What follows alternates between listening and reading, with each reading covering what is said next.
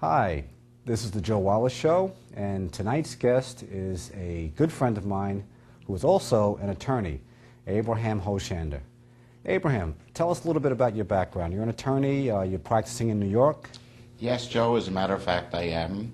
I also happen to be admitted in New Jersey, Washington, D.C., Pennsylvania, and in the country of Israel as well. Oh, okay.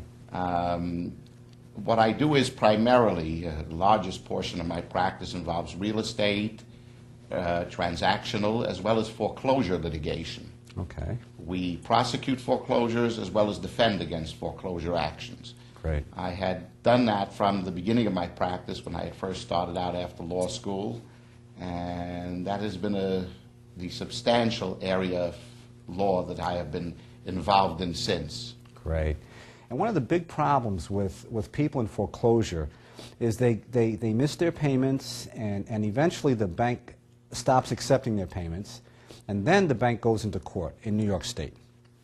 The bank goes into court, and the first sign that the bank is getting serious is when the homeowner gets the summons and complaint.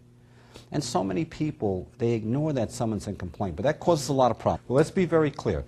The homeowner is sitting at home, and they get the legal paperwork in the mail called the summons and complaint. You're saying it's best not to ignore that. Don't feel that you can answer that later on. You're saying it's best to go into court when that happens. Absolutely. The best thing is to respond to the summons and complaint, secure counsel, which is the usual way to go about it, put in an answer, put in at the very least an appearance of some kind. Once an answer or appearance is put in response to the summons and complaint, what happens today is that automatically the court puts it on something called the conference calendar. Once it goes to the conference calendar, the parties are called, including the bank, to be in front of a judge, a retired judge, or a referee, who usually then begins the process of trying to negotiate an arrangement, a settlement. This is called the settlement A conference. settlement conference, correct. That's why it's so important to begin right from the beginning, because you have that opportunity from the beginning, and even that particular process can take months and months and months, and can involve delay in the foreclosure for months and months and months. This is a very important point you're making. I want the audience to be very clear about this. In New York State, I think the settlement conference is mandated, basically, especially if you have a subprime loan. That's correct. It is So, absolutely so. by not answering the summons and complaint, the homeowner risks not being able to take advantage of this settlement conference. And the beautiful thing about the settlement conference is many people are trying to negotiate a workout agreement, a loan modification. Now you're saying this is under the supervision of the court, which is a good thing. That is absolutely correct. When you try to modify a loan or try to work some sort of a settlement agreement out, without the court's intervention, it is much, much more difficult. Banks are not apt to make modifications these days. And to be clear about that, the court cannot force the bank to do a loan modification or some kind of workout agreement, but you're saying the judge or the referee or mediator is there under the supervision of the court, and they will put pressure on the bank to work something out. That's what they're trying to do. There's no question about that. That is correct. They cannot force a settlement. There's no such thing. They don't have the legal authority to say, Mr. Bank, you must reduce the principal balance of the mortgage or tack it on to the end of the period, or make a settlement or a modification for so much and so much. However, they do generally tend to pressure the banks to doing so. And in light of their pressure, in light of what's happening left and right, and the banks do not wish to go through years of foreclosure and legal costs and expenses, and many times the equity simply isn't there, and the longer that the time passes, the less equity they have. Their equity is reduced.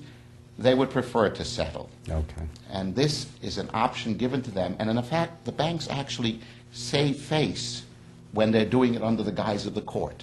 I want to talk a little bit more about that. So, and getting back to this settlement conference, which is very important, if the homeowner misses the opportunity for the settlement conference, are they able to pick that up? For example, let's say they do nothing. The foreclosure goes into judgment. The bank is awarded a judgment.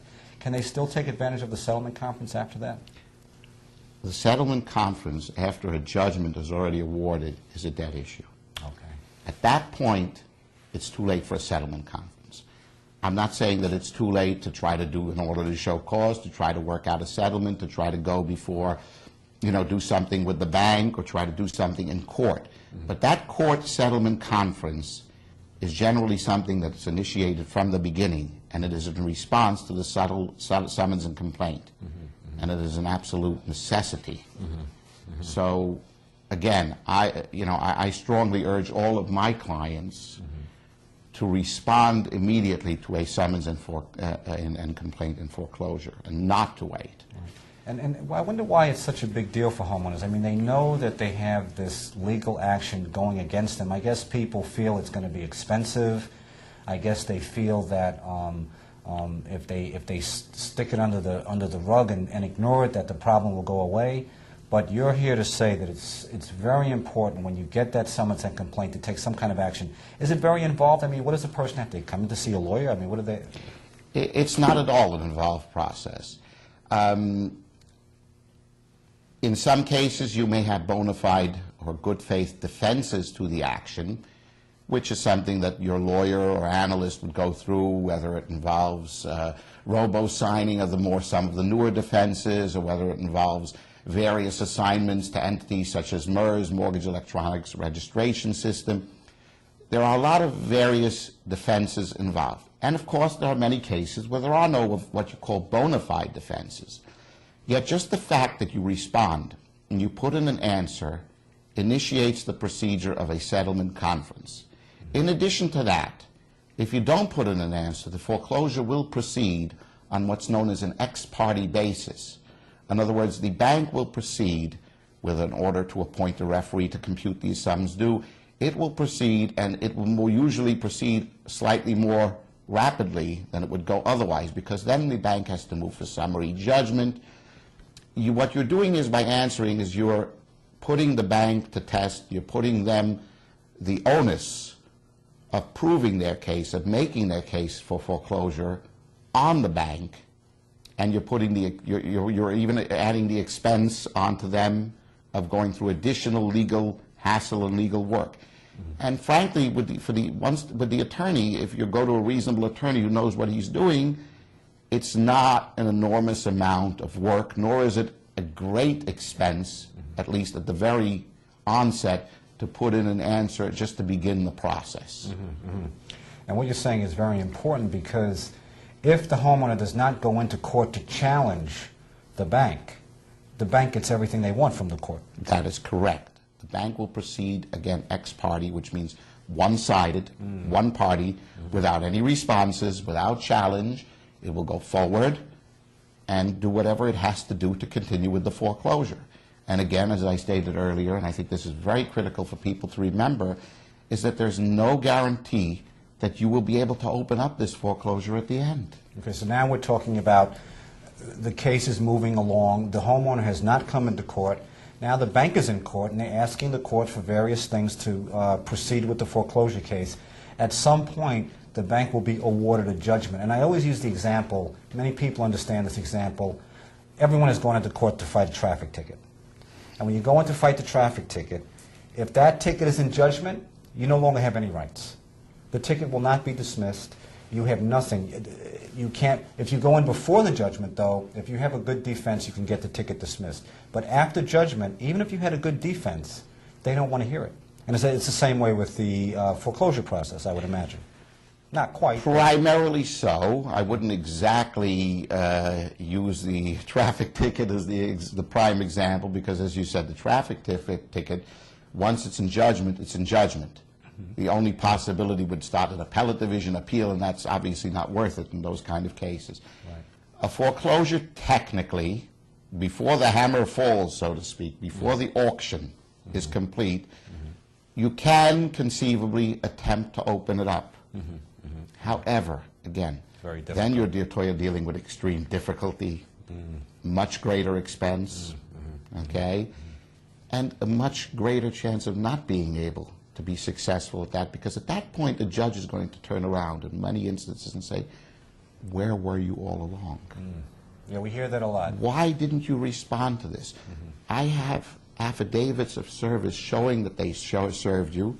You must have known of the existence of the foreclosure.